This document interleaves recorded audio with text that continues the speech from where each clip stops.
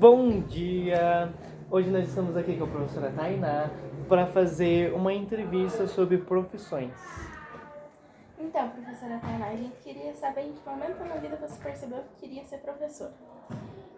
Eu percebi que eu queria ser professora quando eu estava no terceiro ano do ensino médio, porque naquela época eu queria outro curso, e aí esse curso precisava de química, e eu mudei de escola e eu vi que eu não sabia nada de química, mas o meu professor ele era muito bom, e eu comecei a gostar da matéria, não era uma matéria que eu gostava, e eu vi que eu gostei tanto de química que eu queria ser igual ao meu professor.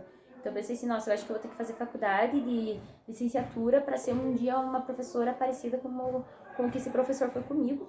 E aí era o que eu queria. Na verdade, era muito 8 ou 80. Eu queria ou fazer medicina ou dar aula de química. Era só isso que eu queria na minha vida. E aí eu comecei a dar aula e foi graças a esse professor que eu tive.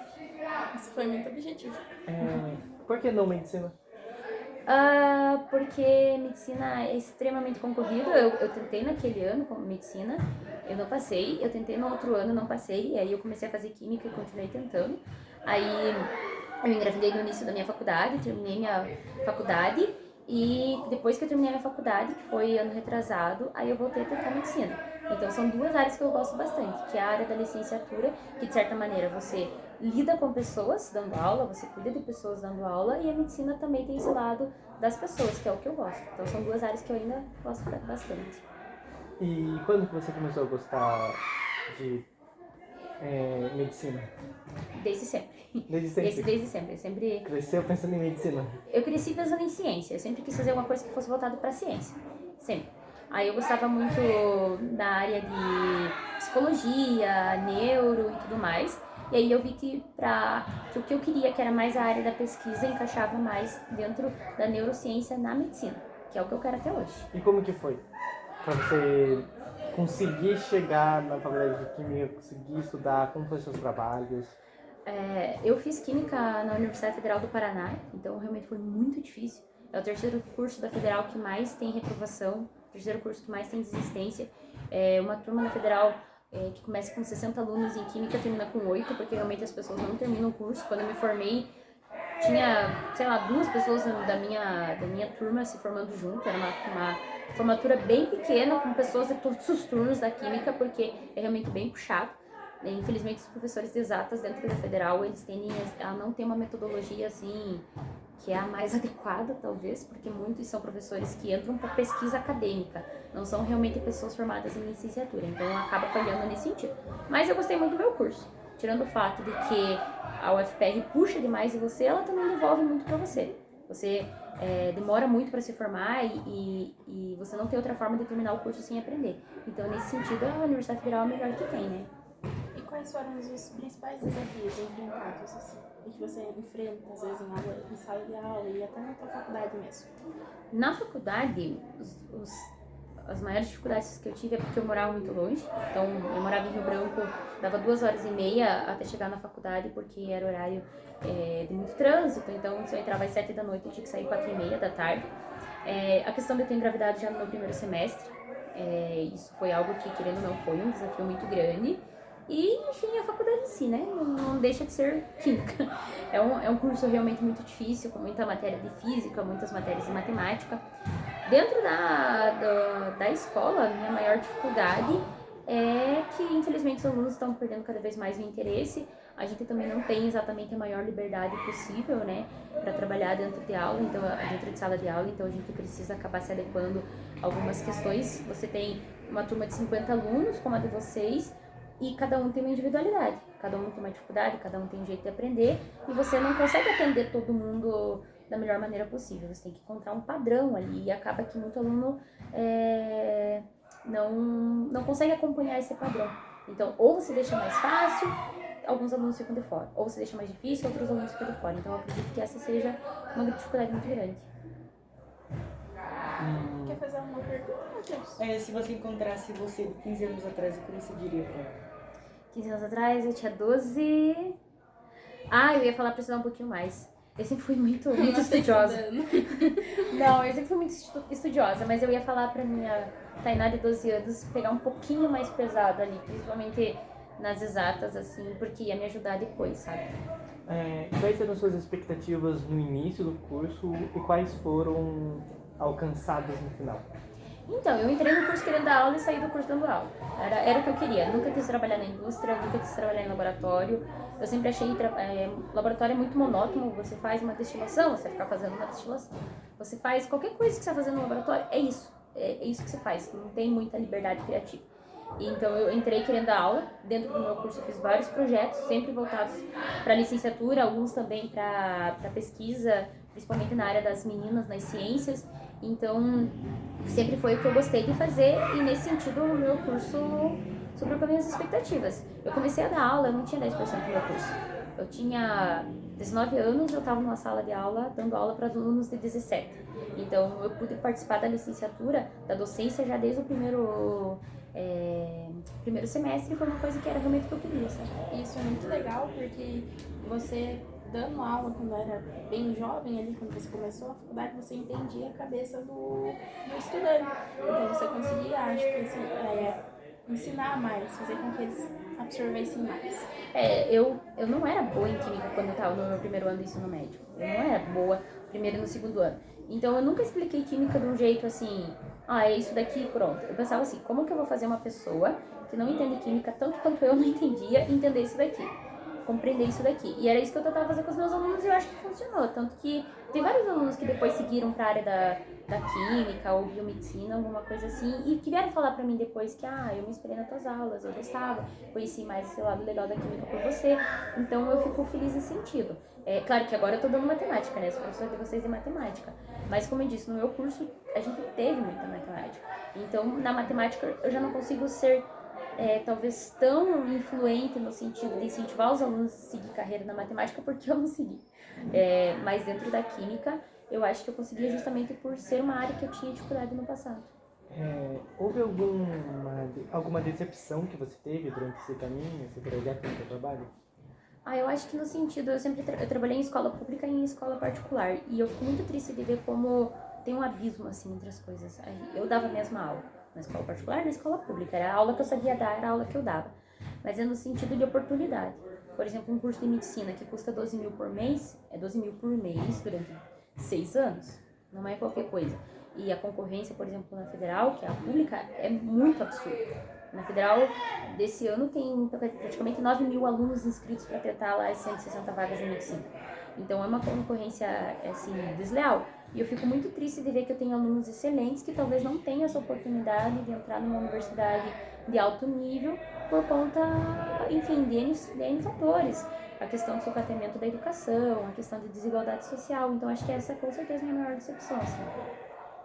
Professora, se algum aluno com dificuldade, por exemplo, em casa ou financeira, seja o que for, chegasse e te pedisse uma ajuda, por exemplo, um aluno que está precisando largar a escola para trabalhar, porque não consegue equilibrar os dois, ou coisas do tipo, gravidez, adolescência, o que você faria para ajudar esses alunos com mais dificuldade?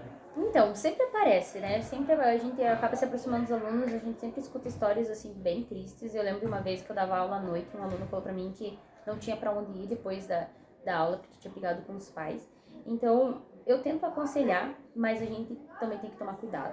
Porque tem situações, por exemplo, que a pessoa tá com uma depressão profunda, a gente não tem nem autorização pra estar falando muita coisa pra uma pessoa com depressão profunda. Porque isso é um papel que tem que ser feito por um psicólogo. É perigoso, às vezes a gente dá um conselho que na nossa cabeça faz sentido, mas pra pessoa só piora a situação dela. Então, dentro da medida do possível, eu tento aconselhar a pessoa e a gente faz o que tem que ser feito, né? Que é passar pra pedagoga, passar pra direção conforme a situação, em alguns casos até o conselho tutelar. Mas eu penso que a melhor forma que eu posso ter para ajudar os meus alunos, que é o que eu trabalho muito, é a questão de dar a melhor educação que eu posso. Então eu sempre vou falar de vestibular para os meus alunos, eu sempre vou falar de como que entra numa universidade pública, porque eu penso que se um aluno ele vive numa condição financeira muito baixa, a chance que ele tem é pela educação, não existe outra chance, é pela educação. Então eu sempre estou falando para os alunos, olha, o Enem é assim, para entrar na federal é desse jeito, para conseguir uma bolsa no ProUni é assim, porque eu preciso e eu quero que aquele aluno tenha a oportunidade que eu tive de estar numa universidade pública. Então eu penso que essa é a melhor forma que eu tenho para ajudar um aluno que está passando por uma dificuldade muito grande, sabe? E você tem alguma mensagem para esses alunos com mais dificuldade? Eu acho que, pensando assim, em qualquer aluno que viva numa situação ou de renda muito baixa, ou de problemas com a família, ou alguma minoria que infelizmente vai passar por situações muito difíceis no futuro, a mensagem que eu tenho é essa: estudar. Estudar. A gente não tem a situação perfeita, isso é fato, mas o máximo que a gente pode fazer é tentar buscar um futuro melhor, e é através do estudo. A Federal tem muitas oportunidades, assim, a Federal tem auxílio permanência, que é um valor que a Federal paga para o aluno conseguir se manter na universidade. A Federal tem projetos, a Federal tem cotas. Dentro dos projetos da Federal tem cotas para alunos negros, tem cotas para alunos transexuais, tem cotas para meninas. Então tem projetos dentro da universidade que é voltado para meninas que estão na universidade, que são mães. Então a Federal possibilita isso. Infelizmente nas universidades particulares não tem tanto isso. Por isso que eu quero que os meus alunos da rede pública estudem numa universidade pública, porque é para o aluno da rede pública. Então essa é a minha mensagem: realmente estudar, tentar procurar. Se a minha aula não é suficiente, beleza, sabe? Vem aqui na biblioteca da escola, assista uma aula pelo YouTube, tenta buscar de alguma forma, sabe? O que você sente sabendo que algum aluno seu desistiu? O que você gostaria de ter mudado no passado, ou coisas assim que pode Eu acontecer? penso que se um aluno desistiu, nós, como sociedade, falhamos. A responsabilidade da educação de uma criança é da sociedade, né? Não é só a escola, não é só os pais, é um todo. Então, quando um aluno desiste, quando um adolescente desiste, a gente tem uma culpa sobre isso. E a gente precisa parar e ver onde que a gente errou. Nós, professores, erramos? Beleza, onde? Os pais erraram? Ok, onde que os pais erraram? O conselho tutelar falhou? A direção falhou? Esse aluno desistiu porque precisa trabalhar, então foi o capitalismo que falhou? A gente precisa parar e ver exatamente onde que está a nossa falha para tentar melhorar no futuro. Você já chegou a acolher algum dos seus alunos? Por exemplo, esse aí que ficou sem ir para casa por conta dos pais. Então, aí eu conversei com ele tudo, aí ele passou pra mim depois no final da aula, que eu falei, olha, tem que ver com a pedagoga, o que a gente faz, né? Aí ele passou pra mim no final da aula que ele tinha conseguido ver uma casa pra ele ficar, que era com a família da namorada dele, tudo, que a família da namorada ia acolher, e aí esse menino foi pra casa dos pais da namorada, no caso. E aí eu fui acompanhando ele ao longo das semanas, né? Lembro que eu perguntava, e aí, já resolveu aquela questão e tudo mais? E aí, com o tempo, ele resolveu. Então, esse tipo de situação sempre acontece, sempre acontece. É importante que a gente registre isso, né? Que a gente passe para o conselho, que é a responsabilidade do conselho. A gente também não pode tomar uma atitude, às vezes, que na nossa cabeça está correto, mas não está. A gente tem que passar para os responsáveis por isso. Já aconteceu também, uma vez, eu falei para os meus alunos que se um dia eles saíssem e bebessem e não tivesse como voltar para casa porque o motorista estava bêbado, que eles podiam me chamar. E aí aconteceu essa situação com 4 alunas minhas, só que elas conseguiram ligar para a diretora de madrugada, e a diretora foi buscar elas lá numa região bem longe, mas elas falaram que se a diretora não atendesse, elas iam ligar para mim. Veja que não é uma responsabilidade nossa da escola. Na verdade, é bem perigoso isso, você ir buscar 4 pessoas menores de idade pra rua que estão bêbadas. Mas é uma coisa que a gente faz com um trabalho de caridade. Porque não é a responsabilidade da escola, é uma responsabilidade do conselho tutelar. Mas dentro da escola essas funções se confundem, não deveria. Mas a função do professor se confunde com mãe, com psicólogo, com conselho, que não deveria ser. E como você acha que a escola poderia mudar e melhorar, e o sistema de apoio em si para as pessoas poderia mudar? Eu penso que deveria ter um diálogo maior entre a família e a escola, e também o conselho tutelar, porque a escola, na graduação, a gente é capacitado para dar aula. A gente não é capacitado para lidar com esse tipo de situação.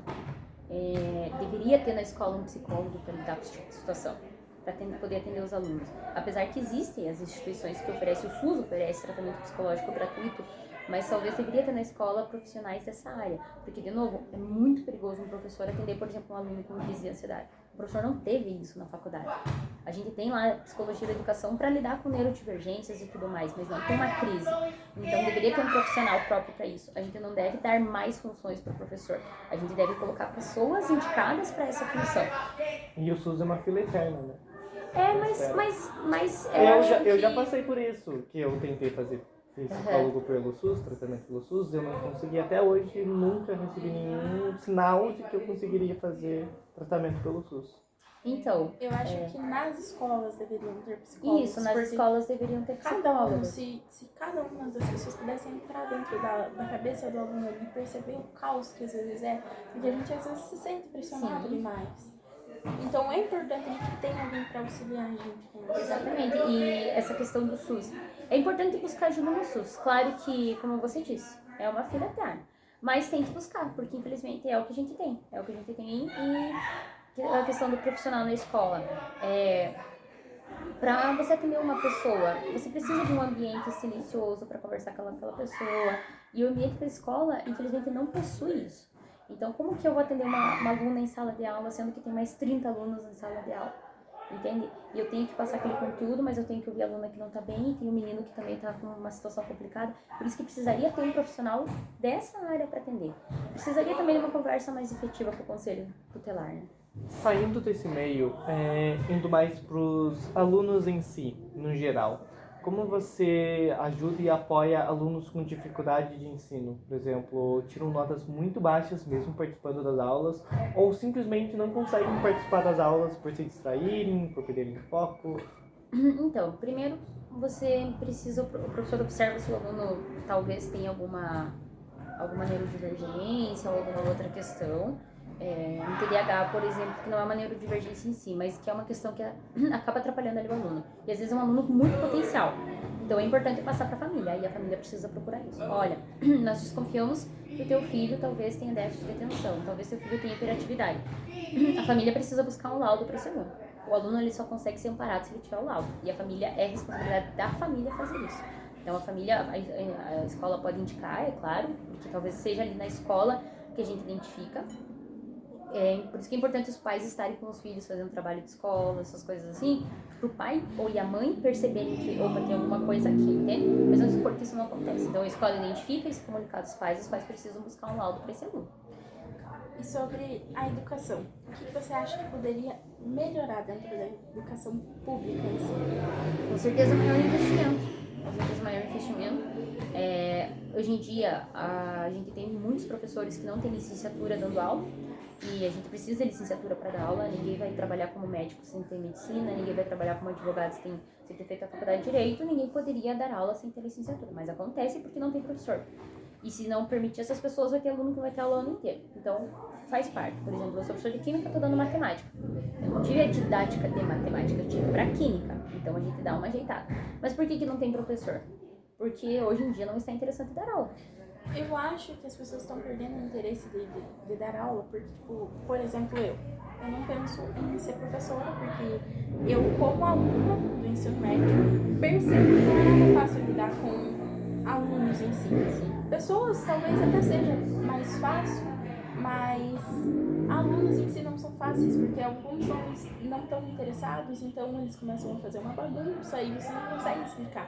Então, aos poucos, você vai perdendo o interesse também e vai se desgastando ali. Então, Sim. Fica uma coisa chata. Deixa eu perguntar na minha cabeça.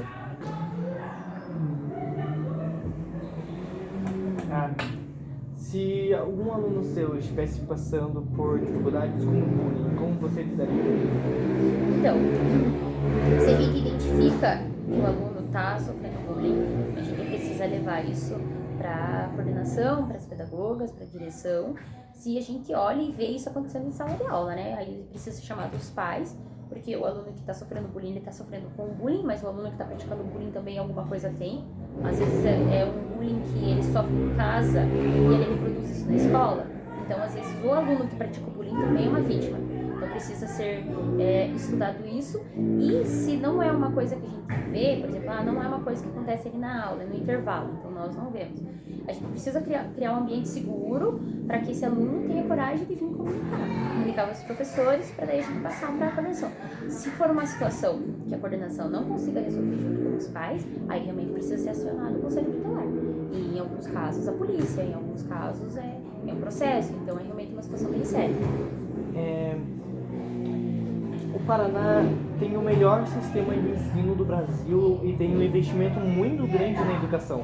Por que você acha que, mesmo com tanto investimento, o ensino continua parado e sem estrutura, sem possibilidade, às vezes sem alimento em algumas escolas pequenas?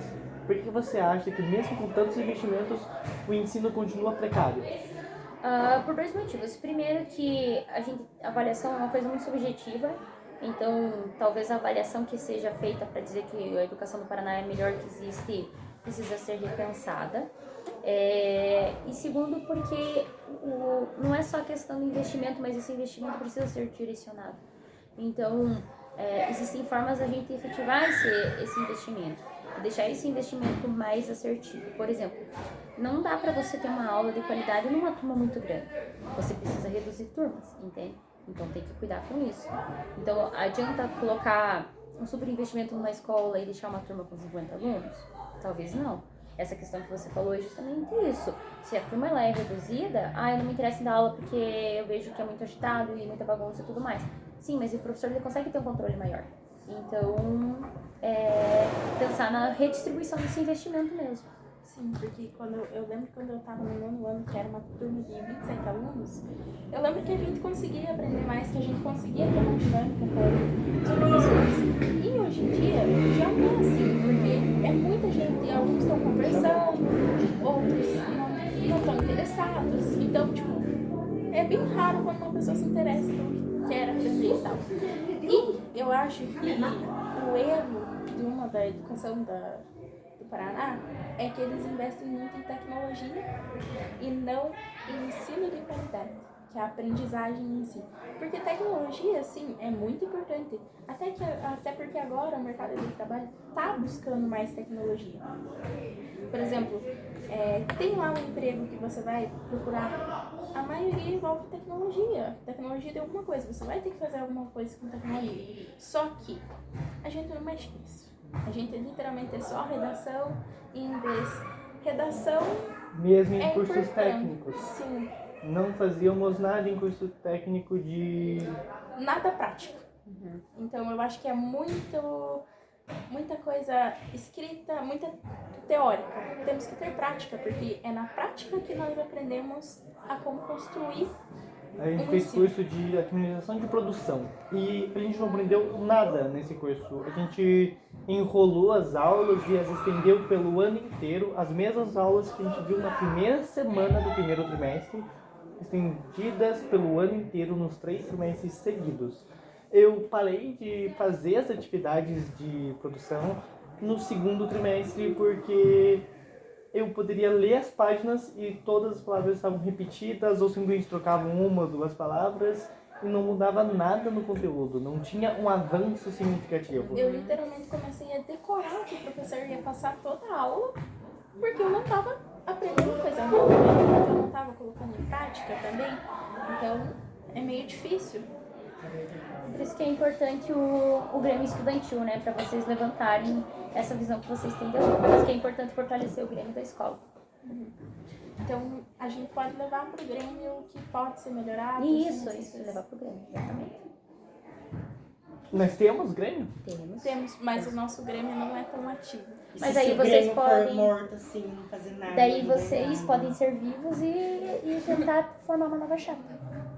E como que nós poderíamos Nós fazer isso? podemos conversar com o professor Jameson. Isso. Converse com o professor responsável pelo Grêmio. Fala ou que vocês querem participar do Grêmio, ou que vocês querem formar uma nova chapa, pergunta quando que vai ter a nova eleição, entende? É importante a gente se colocar nesse protagonismo, sabe? Ver o que, beleza, o Grêmio não tá fazendo nada, mas o que eu posso fazer então, sabe? É importante... Acho que foi isso a entrevista com a professora. Muito Nós estamos no obrigada. horário ainda? Então, A gente estamos. gostou muito de conversar com você. Que Você bom. esclareceu realmente dúvidas muito importantes. Então, Nós tá temos indo. aula pra senhora. Sim, não? Calma, professora. Vai.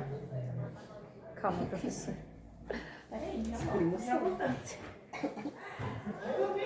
Como assim segura você? Ai, meu Deus do céu. Ai, gente, sério mesmo? Sério. Vocês são muito fofinhos.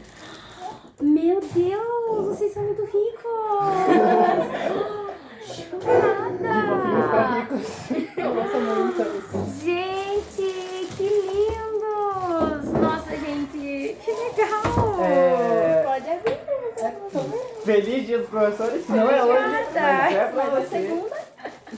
Que lindos, gente. Nossa.